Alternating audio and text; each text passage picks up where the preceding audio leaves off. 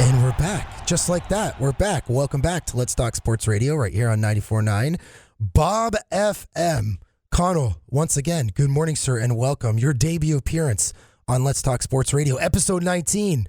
Is your family and friends and your colleagues all listening right now? Get nice and close, please, sir. Pull that. A select group. Only people I can trust. All right. There's a trust tree here. I don't want people, who are going to slag me off. I want a very positive, pro-Conal, pro-radio crowd. So this, the podcast will go out to a select group. Fair enough. Well, let's start with what we do know. What we do know, and this just doesn't apply to the Rugby World Cup, applies to Suzuka, Formula One this weekend in Japan. Typhoon Hagibis has rocked the area, thus canceling yesterday's New Zealand-Italy game, as well as the England-France game, which was scheduled for today. Some would say for New Zealand, reports say rather that, if New Zealand needed points to advance, the game would have happened. But that's just, the Italian national rugby 15s are a little bit upset. What about English fans? Are they upset? Let's start with what we know, and that's games are being canceled because of Typhoon Hagibis. Who does this favor? Yeah, well, I mean, the pool stages have come to a close now, and to be honest, they were ebbing and flowing along. The results were going according to plan, and then all of a sudden, this last weekend of the pool stages has been thrown into disarray by this storm. Not the tournament organisers' fault. This is, as we would call it in the Caribbean, a Cat 5 hurricane coming in from the Pacific. It's not to be messed with. It's hit Tokyo, I think, in the last few hours. To be honest, out of the four teams you just named there, England, France, New Zealand, Italy, three of those four teams don't really care about this. This is a big advantage to them because they get their weekend off. They have 14 days coming into the quarterfinals. Bruised bodies from the group stages are going to get rest. It is just poor little Italy that are going to get stomped on here. My people. Your people. I knew this would hit you personally. I know my dad is very upset. He has no idea this is even going on. But that's yeah, but I mean, I think, as in, I'm gonna throw the conspiracy feelers out there. Mm. I think that the suits in World Rugby sat down here and they made a judgment call, which came down to dollars, and they said, well, out of these four teams, three of them aren't going to kick up a fuss. Three of them are heavyweights in the World Rugby game, and Italy aren't. And let's be honest, Italy aren't going to beat New Zealand. So let's just take our move here on Italy. They won't complain too much, and we'll move on. Which is, a huge tragedy for a couple of Italian players in particular. The captain, Sergio Parise, has played for 15 years. He's been an incredible servant to the game. He deserved this to be his final curtain. Mm-hmm. The same with the hooker, Geraldini. So he apparently broke down in training crying afterwards, as you would. This guy came back from a serious career-threatening injury just to really play in this game. Now, people might say, look, it's tough luck. It's out of their hands. It's an act of God. But on the other hand of that is, this tournament has been in the pipeline for 4 to 6 years. Mm-hmm. There are just other the games, ninth World just Rugby the ninth Cup. World Cup, and fair play to World Rugby. They've tried to move it away from a tier 1 nation. They want to spread the gospel, bring it to a new nation, bring it to new territories, and that's fine. But they've picked a time when it is hurricane season. Mm-hmm. There was contingency plans for this, although it seems not great contingency plans because there are games going on. Ireland played Samoa this morning in Japan, down the south of Japan. The question gets asked, why couldn't these four teams have been flown down to the south of Japan to alternative venues at the start of this week? And then the tournament's integrity would have been kept intact. Mm. And I mean, I know that's what the Italian argument is, and that's what, as you say, Sergio Parise was saying. He said, well, hold on. If New Zealand needed these points, this game would have gone. They would have found a way, and they would have signed the check for the move, for the logistics in the stadium. Mm-hmm. And I think it's a fair point, and it's it's going to rankle for a long time with them. As I said, that point about the Italians not kicking up too much of a fuss. Mm. If this game tomorrow between Japan and Scotland doesn't go ahead, there's going to be a whole lot more noise about this because Scotland do have influence at the highest levels of World Rugby. Their senior official has already threatened legal action. They're not going to go down without a fight. So there's a decision being taken tonight, our time, about a pitch inspection in Tokyo. And I really hope for the integrity of the tournament and for our Scottish friends on the island that game goes ahead because... And of course, because Scotland is in third in Pool A and Japan is in second, right? Exactly. So it's a knockout game. Ireland have won this morning with the bonus point. They are in the quarterfinals. They wait to see what 47-5 against Samoa. Correct. I mean, they actually had a guy sent off, Bundy Aki, in the first half, but they still cruised. Samoa weren't at the races. They looked kind of tired. But this Japanese-Scottish game, it's been looked forward to by a lot of people for a long time. I really hope it goes ahead because, I think it will leave a sour taste in a lot of people's mouths if this game doesn't go ahead. Even the Japanese, they're very proud people. They won't want to kind of almost limp into the quarterfinals with a shadow over it. They want to win on merit, and the chances are they have a very good chance of beating Scotland on merit. I think it'll be a very close game. But, please God, the weather gods, look kindly on the game tonight, and it actually goes ahead. And how nice would it be for the host Japan to finish off, the opening rounds undefeated? Yeah, I mean, and would that because Ireland sits atop Pool A with 3 wins and a loss. Would that would obviously favor their draw going into the knockout rounds? Yes, correct. So I mean, Ireland from a selfish point of view, and I will. What part of Ireland are you from? I'm from North County Dublin, a place called Skerries. That was my guess. Costa del Skerries. Yeah, you knew all about it. So basically, Ireland, from a selfish point of view, wants Scotland to win this game because Ireland do not want to play New Zealand in the quarterfinals. That would be most certainly a plane home next Saturday. So we want Scotland to beat Japan.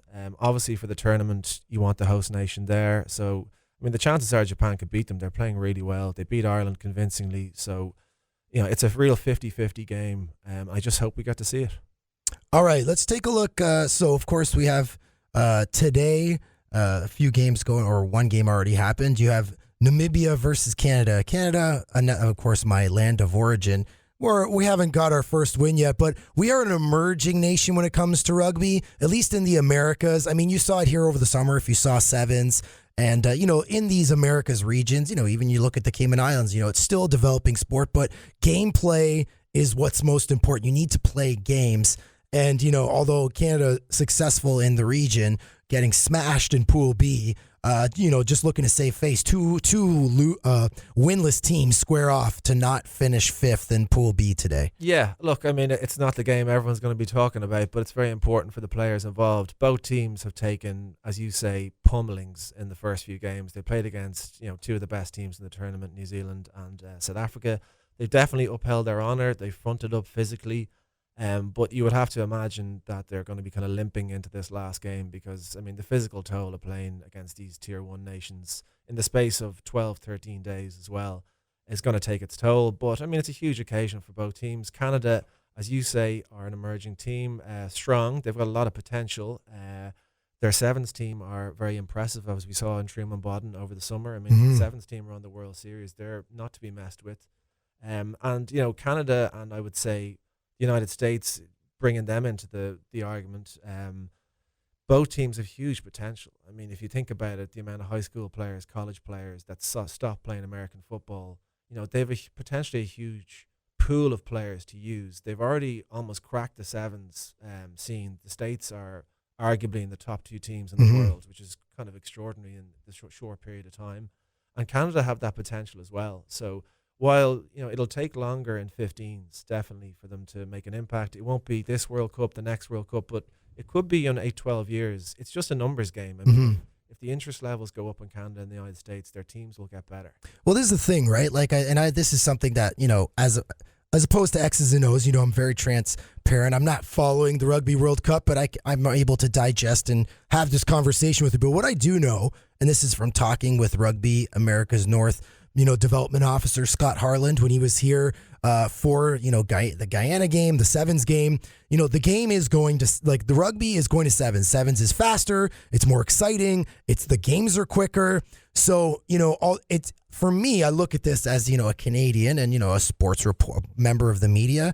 Although it's good to see Canada, the United States, and these Americas regions here, is 15s, is the interest going down and is sevens interest coming up? Like, does this tournament mean it's only in its 9th year, but is it already almost, like an iPhone? Is it already kind of like becoming, dated because sevens is emerging so quickly as the game of choice for the governing bodies that are rugby? Let me ask you, because if they're not, what I'm saying is if Canada and the US aren't good at sevens, obviously being North Americans, and you're, obviously, from Ireland and Europe, we think that, if we're good at a sport, it's kind of like a cultural thing, right? It's okay if we're not good because we're good at the other one, like. Yeah, I know what you're saying. And it is, it feeds into that is a big debate at the moment in rugby, because rugby 15s at the moment is kind of having a bit of an identity crisis around the area of safety.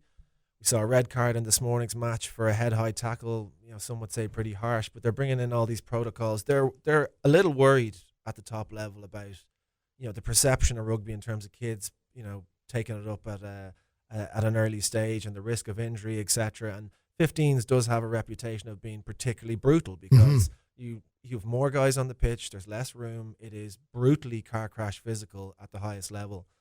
Almost like NFL football, except without the equipment. Well, and we know, you see, people going into on-stage dementia after having a 4 or 5 year career in NFL. I can only imagine. It's only a matter of time. I mean, it's only a matter of time, and World Rugby know this. I mean, it's just logic. There are head tackles, there are multiple concussions, etc.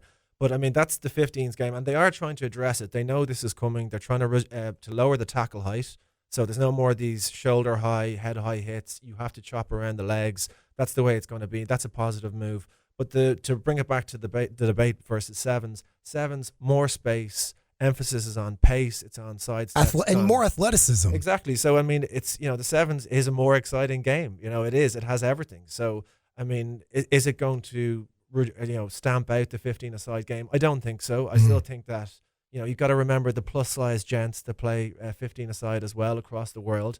They don't like playing sevens for obvious reasons. So there's always got to be room for all shapes and sizes in rugby, and that's where 15 is always going to be the sport, because you have to have 8 big forwards on the pitch. So I think 15s will always still have primacy, but sevens is up and coming. It's exciting. That 7 series is fantastic. I mean, anyone gets an opportunity. There's legs up in Canada, the United States. It's been in Vegas for years. I think it's going to San Francisco next year. It is brilliant to watch. I mean, it's a party weekend, but it's great rugby as well. Yeah, absolutely. Let's take a look at a few more games that are left. Of course, Sunday, we already talked about Japan-Scotland potential of being canceled. You have, of course, a Group D matchup. Wales undefeated. Shout out to my former roommate, Cool Josh, who is from Wales, and they take on Uruguay, who's bottom of the pool. Obviously, Wales looking towards the knockout stage. In Australia, there as well, 3 wins and a loss. So Wales could, again, top the group and then get better seeding going into knockout. What do you think of Pool D? Fiji sitting there at third with just 1 win and 3 losses. Georgia, the same record. And, of course, Uruguay, 1 win and 2 losses. Yeah, I mean, Wales are looking good. 6 Nations champions this year. The tournament has gone to plan for them. They've had no major injuries. They beat Australia, kind of let them come back into the game towards the end, but they had the game won at that stage. They're looking very strong. They're going to play France next weekend. They will be favourites going into that game. They're on the right side of the draw. It'll be probably South Africa in the semi-final if going to form, although hopefully Ireland might have something to say about that. Wales are pretty good favourites to get to a final here if they keep the same structure, keep their key players. Dan Biggar's playing 10, playing very well. Alan Wynne-Jones is still going in the second row. All their key pieces are there. So they'll probably never get a better chance to get to a final.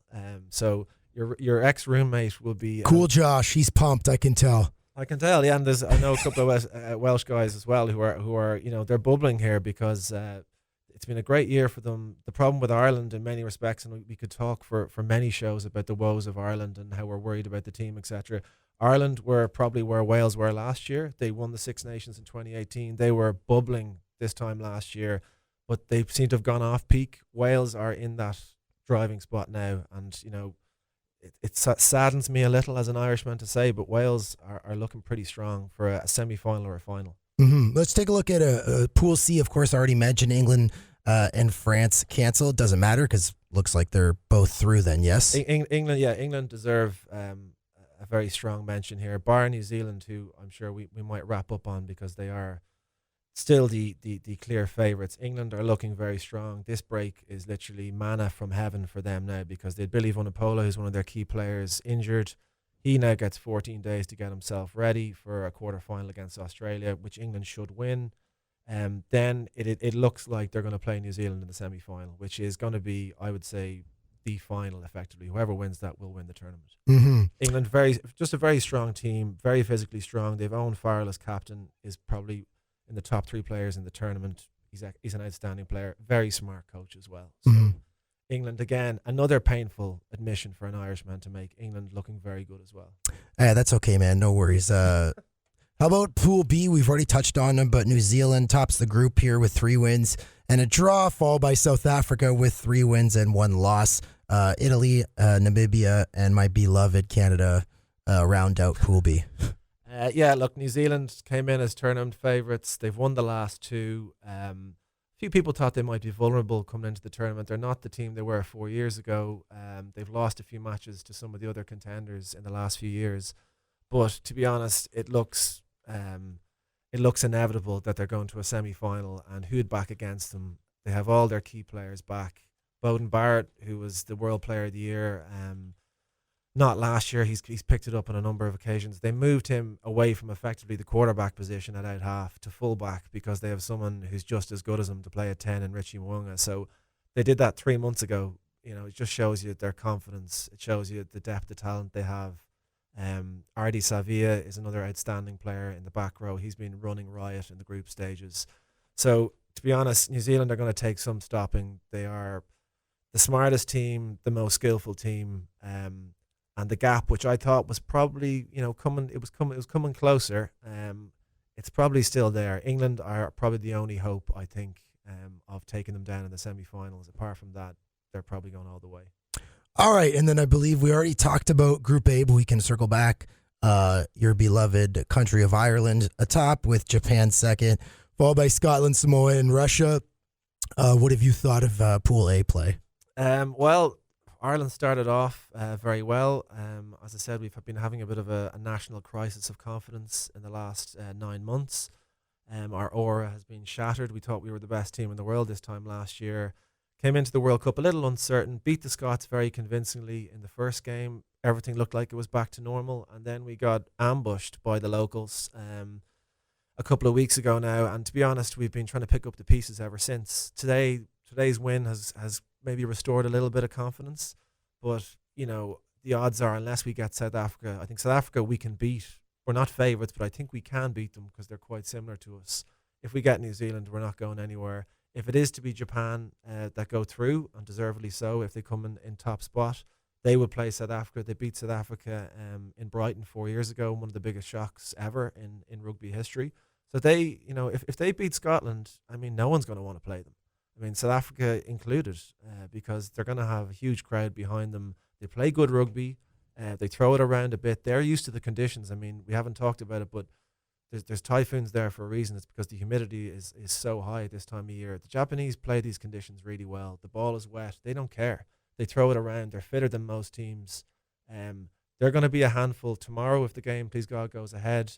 And if they get through, they're going to be a handful for South Africa as well. Mm-hmm. So it looks like, just according to a quick Google search, the quarterfinals begin next Saturday unless weather conditions push it forward. Semifinal the following Saturday, the 26th. Third place match would be on November 1st, and the final the next day on the 2nd. So let me ask you this. There's been, a few upsets just from leisure research that I've done. Also, great job to you. The original email was September 24th with all of your full top to bottom research. So shout out to you, man. That was great stuff. I love the passion for sports. What are rank the top 3 from first, second, third upsets of this tournament? The biggest one I think was Uruguay. They took down Fiji. I mean, that was at the time it kind of got brushed aside. But for a tier, you talked about Namibia and Canada there. Uruguay would be down at that level, and they beat Fiji, who have got some of the most frightening individual talents. They mightn't be the most cohesive team, but they have some of the best individual players in the world, especially in their back line. And Uruguay, part-time team to come up and beat Fiji was kind of unbelievable. So that definitely has gone down as the biggest shock, I think. And probably the most heartening result to see a tier 3 nation effectively come up and beat Fiji. The second one we just touched on was the ambush, Japan beating Ireland. Mm-hmm.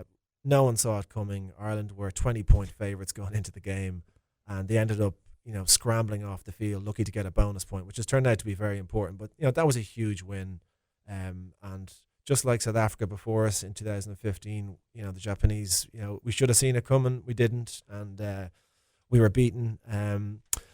I don't know if there's been any other shocks, to be honest. I think everything else is pretty much follows script. I'm trying to think of anything, spectacular. I mean, Japan, Scotland tomorrow, going into the tournament, Scotland would have been favourites for that. That's now turned around. Japan are probably going in as slight favourites for that game. Mm-hmm.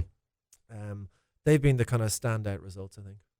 If you have any questions about the Rugby World Cup or you want to chime in on the conversation, 525-1949 is our WhatsApp. My good friend Campbell, and a staunch listener of Bob FM 94.9, I sent him a message. I go, do you want to talk Rugby World Cup? Any questions for Conal? He says, rubbish that 7s ever take over 15s.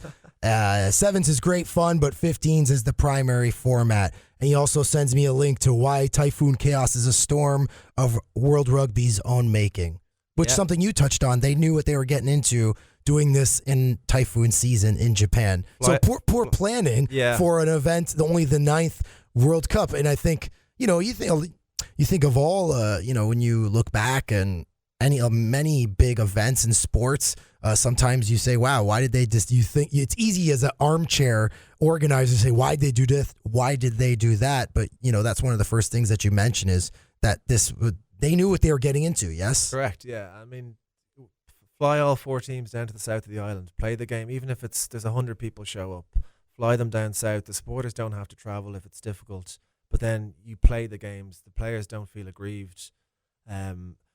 Maybe there's probably a good reason why not. There must be a reason why not. I mean, but surely, when you're talking about if it's too expensive, surely that, that came into the conversation with insurers before a tournament. I mean, this is a high likelihood. How much money do we have to give you in my premium to insure against this game getting rained off for a typhoon or stormed off? Mm-hmm. So, I mean, that's the big question. I'm sure it'll come out, but I mean, Italy are there getting the flight home now, pretty disconsolate, and I just really hope it doesn't happen to Scotland in 24 hours. All right, we're going to wrap on this. You get the last word, sir. Great job in your debut performance on Let's Talk Sports Radio, episode 19. From all you fans listening in Ireland, I want your finals prediction and your winner. Let's go. Finals prediction, I think the last 4 will be New Zealand, England, and I'm going to put myself out there and say Ireland are going to get through and play Wales in the semi, and it's going to be Wales and New Zealand final, and New Zealand will win it. Very nice. I'm going to say New Zealand and Wales final as well, but I'm siding with Wales for Cool Josh, my old roommate. That's right, Josh. I'm behind you 100%, and we'll be following this. And great job, man. Thanks for bringing your A-game to Let's Talk Sports Radio. Anytime. Absolutely. We'll have you back on again. What other sports you like, Conal? Everything. I'm playing golf later today. Like my Gaelic football, as I know you do as well. Yes. When Cayman 27 went down, the people that were hurt most were the Gaelic football community for my C-level highlights where I had nothing. I had clearly, someone finding their path in the Gaelic media.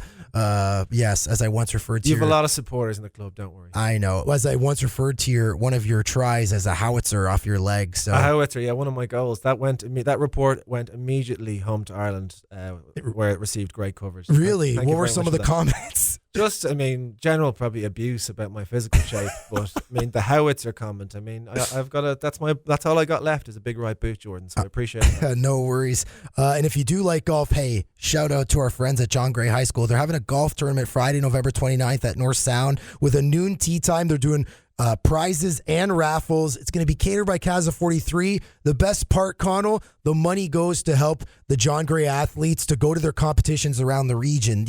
John Gray has some of the best track and field athletes. They play netball. They have really good swimmers. They even have a few basketball players. So our good friend Craig Smith, head of Physed, is organizing it. Give him a call. Put a team in 923-7471. Thank you for coming on, Conal. You will be back, and you will be at our ultimate tailgate at the King's Head, which is coming up, which is going to be on the 3rd, Sunday, November 3rd. Free 1981 beer and free food. We're going to watch some NFL. Sound good? Awesome. All right, Jordan, great to be on. Absolutely. And more Let's Talk Sports Radio right here on 94.9 Bob FM. Stick around. Welcome back to Let's Talk Sports Radio right here on 94.9 Bob FM.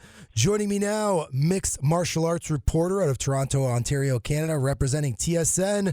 Friend of the show. You know him already, folks. Aaron Bronsteter. Tonight, Fight Night 161 in Tampa, Florida, the main event. A really good fight at women's strawweight. Joanna Jędrzejczyk versus Michelle Waterson. And a co-main event at men's featherweight, Cub Swanson versus Cron Gracie in his second UFC fight. Aaron, first and foremost, thanks for joining us. Of course, my pleasure. So there's a little bit of drama going into this fight leading up. If you're a sports fan, if you're a UFC fan, Joanna comes out at the beginning of the week and she says, I told the UFC prior to this a few weeks back that I might not make weight. And then all the drama, Michelle Waterson comes out and says, well, I want to fight her. I'm not going to fight her at a catch weight. I'm not going to take a backup fight. I think there's a few other fighters you can fill us in who were on call. Then it turns out the ladies weigh in and they're both on weight. So tee up this fight tonight because there was a little bit of drama going into it. All right, so just to be clear, that was based on a report. So Joanna never really came out and said that that's exactly what happened. I did speak to her earlier this week, and she acknowledged that there was an issue that happened a couple of weeks ago that made her, I guess, worry that she might not be able to make weight. The report is that she vocalized that to the UFC, pitched a catch weight fight. Waterson's camp refused. They then tried to potentially get Angela Hill lined up in case Joanna wasn't going to make weight, so that she would replace Waterson if Waterson was unwilling to do a catch weight. And they apparently also offered Amanda Ribas and Mackenzie Dern as prospective opponents to Waterson, and she turned them down as well. They're both on the card fighting at 115, so they could have been on call for that particular fight. So essentially it becomes a non-story because Joanna, I guess, gets motivated by these reports leaking out that she was looking for a catch weight and was having trouble with her weight, and then just goes ahead and makes weight with the help of the UFC PI. I guess the workers from the UFC PI that are on site at all the different events helped her out with her weight cut. And fight's good to go. So main event, Joanna Jędrzejczyk, Michelle Waterson, and it's a good one with pretty high stakes.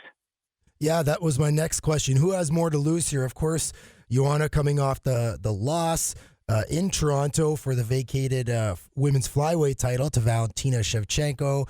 And then you have Michelle Waterson, who's on a 3-fight win streak. We're looking in terms of rankings. Joanna's ranked 5. Michelle Waterson's ranked 7th. Who has more to lose here? Could this potentially be like a title eliminator for the UFC's women's strawweight bout, which was recently won by Weili Zhang? Well, Joanna told me that she does have it in her contract that she will get a title shot if she does win this fight. And I'd imagine Waterson probably has similar wording in her contract. She's been talking about getting a title shot for some time. So the stakes are high, as mentioned, but I think that Joanna has more to lose. I mean, Joanna has a legacy right now to maintain. For her at strawweight, the only person she's lost with strawweight is Rose Namajunas. She lost to Valentina at 125, but in terms of her strawweight legacy, I mean, she was undefeated for a long time, had a big winning streak, had 5 title defenses. So if she were to lose to Michelle Waterson, who I think is kind of on the fringes of the top 5 of the division at best, she's a very small strawweight, and I think that Joanna is better than her, especially in the stand-up. Will be able to outclass her, and that's the expectation going into this. So if she's unable to meet those expectations, I think that her legacy will take a pretty big hit. I wouldn't be surprised if she decides not to stick around if she loses this fight, honestly, because I think that the climb to get back into championship contention for her would be pretty steep if she does lose this fight. And in terms of the actual fight itself, you look at, of course, Joanna, former Muay Thai champion, Michelle Waterson. Many of her fights have gone to, she likes to take it to the ground, decision, whatnot. Stylistically, it should be very good for, people in the stands and people at home in terms of a chess match. This is a very strategic, stand-up striker versus someone who likes to take to the ground. And Michelle Waterson can also strike. She's got a very good arsenal of offense, yes? Yeah, they call her the karate hottie for a reason. She's great at karate, great at stand-up. Pretty good distance control. But I think that there are levels, and I think that Joanna's striking level is, in terms of anybody in the division, she's probably the best striker. People can say Rose beat her twice, knocked her out once. I get that. But in terms of just striking credentials, I think Joanna's at the top. And sometimes matchups make fights. When Rose and Joanna were matched up, I thought that it was a bad matchup for Joanna, even though Rose was a pretty sizable underdog in the first fight. And I said, I think that Rose is going to be able to get her down, or if it gets to the ground, she'll be able to sub her. Knock her out, I did not think she was going to do, and she did that in the first round, which was shocking at the time. But Joanna is looking to bounce back, and I think that again, in terms of the striking, I just see her having a very sizable advantage over Waterson. And in terms of Waterson being able to get her to the ground, again, Waterson's size is not very big for this division, and Joanna hasn't been really held down by anybody at strawweight. She's been taken down, but never kept down there, and that frustrates a lot of opponents. And over the course of 5 rounds, that kind of thing can be very grueling. So I don't think that Waterson is going to have a really strong grappling attack as her plan. I think that if the opportunity arises, she'll definitely seize that opportunity. But I don't think that she's going into this fight looking for a grappling-heavy attack. I think she's going to probably try to control range, use her karate to keep Joanna on the outside and try to outstrike her there. But I posted an interesting stat on my Twitter page, which was the striking differential between the two over the course of their career. And Joanna's is like plus 700 and something, plus 730, and Waterson's is plus 39. Now, Joanna's had 12 bouts, most of which were 5 rounds, and Waterson's only had 7 bouts, but that's still a pretty staggering strike differential.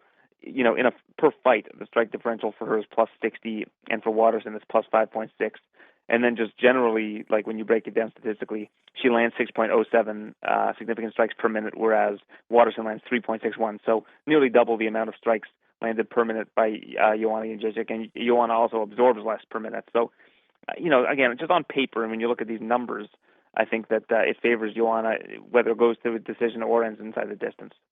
I think there is one, if somehow Michelle Waterson does pull this off, I think there is one women's strawweight who does have a beef if, Michelle Waterson does get perhaps hot-shotted to a title fight. And wouldn't that be Tatiana Suarez, who's undefeated and just coming off a win over Nina Ansaroff? Shouldn't she be in consideration for a women's strawweight title fight? Well, I think Tatiana would have a beef regardless of who wins. But at the same time, Tatiana's injured and has just started training. She's not even cleared for sparring yet. So I think if they want to turn Zhang around quickly, that it's in Tatiana's best interest to kind of wait on the sidelines and face the winner of whatever that fight is. And I think that she's probably there in terms of the rankings and in terms of title contention. So that's probably how it will play out. Now, that being said, just because Joanna is guaranteed a title shot if she wins, or Waterson is, if that's the case with Waterson, that doesn't mean it's the next title shot. It just means that they're guaranteed a title shot at some point. So that doesn't preclude Suarez from getting the next shot.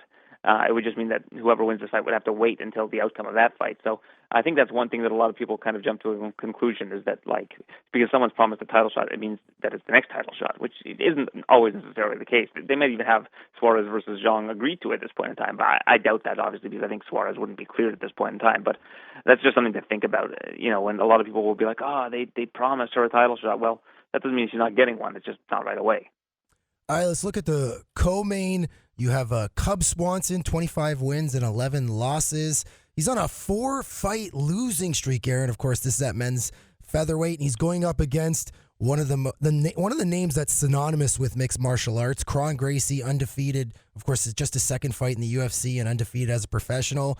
What do you think about this? Of course, when you see and hear the Gracie name, you get a little bit hyped just to see the next generation of martial artists entering the professional ranks. And Cron Gracie looked pretty good in his first fight. Yes. Cron looked great in his first fight against Alex Caceres, but you got to keep in mind that there are levels to this. And if you look at just the pecking order of the featherweight division, I think Caceres was basically a tailor-made opponent for Cron to beat. He's not going to challenge him that much on the feet, and then he does like to grapple a little bit, and that's Cron's world. Cub Swanson, you mentioned the 4 losses in a row, and I think that's a big reason why the line is where it's at, why Cron is a pretty sizable favorite. But if you look at who he lost to, you got Brian Ortega, got choked out by Brian Ortega, got choked out by Renato Moicano. So seeing those 2 submission losses automatically makes people think, wow, he's fighting a Gracie. That's not a good look. Other losses, unanimous decision to Frankie Edgar, and then a split decision to Shane Burgos in a fight that really should not have been a split decision. It was a fairly one-sided fight in Burgos' favor, in my opinion. But again, it's about who. If you lose 4 fights in a row, a lot of the time you get released from the UFC. But if you're fighting the top of the top competition, I think all 4 of those guys are top 10 featherweights in the world. And now you're facing a newcomer, basically, and Cron Gracie has had 5 professional mixed martial arts fights. I'm not saying that means Cub's going to win the fight necessarily, but I do think that he's got a lot more of a resume than Cron Gracie. He's got a ton more experience in mixed martial arts than Cron Gracie. And if this fight stays on the feet, I think Cub's going to have a pretty sizable advantage over Cron Gracie. I know Cron trains with the Diaz brothers and with Richard Perez, who's his boxing coach, and he's been working on that part of the game. But Cub's been in this game for like 10, 15 years. Like Cub is no joke in that regard. So, and you also have to keep in mind that before the 4-fight losing streak, Cub was on a 4-fight winning streak, right? So things change. And I do think that Cron probably is the rightful favorite in this spot, but I wouldn't go anywhere near it if I was looking at this card. And if anything, I would lean with the underdog Cub. All right, and then you have a few other good fights. This is not a bad card tonight. It looks like James Vick goes up to welterweight for his first fight after losing 3 in a row, 2 of 3. Really, some very, very, I guess you would call them, jarring knockouts. And so, what do you think about the fight here? We're looking at, of course, James Vick versus Nico Price at men's welterweight. Well, this is kind of a wait and see for me because, as you mentioned, his chin has been rocked in 2 of those 3 fights. And now he's going to be facing a bigger opponent in Nico Price who hits really hard and is not afraid to get reckless. Now, the thing about getting reckless against James Vick is that he's very good with his timing. He's very technical. And looking at how Vick looks at 170 on the scale, he's even a big welterweight now. He was a huge lightweight. Now I think he's even on the bigger side for welterweight. This is where he should be and probably should have been all along. And I think that obviously his success at lightweight kept him at lightweight. But I think that this is probably a better division for him. I think he'll be healthier here. And in terms of just as a fighter, I think that James Vick is more well-rounded than Nico Price. But if you're going to side with James Vick on this fight, you really need to proceed with caution because if he gets hit by Nico Price, who hits really hard, he's going to get hit by a guy who's much bigger than what he's used to getting hit with. Now, of course, he'll be more hydrated than he's used to, so his chin will probably be better as a result of that. But again, that's basically what you're betting on. You're going to bet on James Vick just being able to outsmart Nico Price over 3 rounds, which is very, very possible. But if he gets tagged and hit, you just never know with what we've seen from him. Now, that being said, the 2 knockouts in question are Justin Gaethje and Dan Hooker, and those are like 2 of the best guys at lightweight. So again, sometimes you got to look at who is beating them rather than how and rather than what the actual numbers are. Like him losing 3 in a row, that's great, but he's losing to some of the top talents of that division. Now he's moving up a weight class and facing somebody who's kind of in the middle of that division. He's not a ranked guy. So I think that that's something to look at for this particular fight. I think that Vick is a more talented fighter, but you're going to have to trust in his chin, and you just don't know what that's going to be like at welterweight. Good stuff. That is TSN's mixed martial arts reporter out of Toronto, Ontario, Canada, Aaron Bronsteter. Aaron, first things first, are you in Tampa or are you in Toronto for this one? No, I'm in Toronto for this one. I wish I was in Tampa because the weather's a lot nicer. But even though Tampa, have you been to Tampa? I haven't, but it's 90 minutes away. I was going to say, come get a direct flight to Grand Cayman. We could have a few rum punches. Yeah, well, I mean, I wouldn't be able to shirk my responsibilities, but I always could have had like a redirected flight in quotes on the Sunday that got me there. But yeah, Tampa's it's not the best city. I'll just put it that way. It's not the nicest city, but there's better places in Florida to go. But either way, fun card, and I'm really looking forward to this main event. I think all the drama surrounding Joanna Jędrzejczyk this week actually made this card seem so much bigger than it is, and it makes me look forward to it even more. And we are always look forward to hearing from you. That's Aaron Bronsteter, mixed martial arts reporter. Thank you as always, Aaron. Hey, my pleasure, Jordan. Anytime. All right, more Let's Talk Sports Radio right here on 94.9 Bob FM. Stick around. 94.9 Bob FM.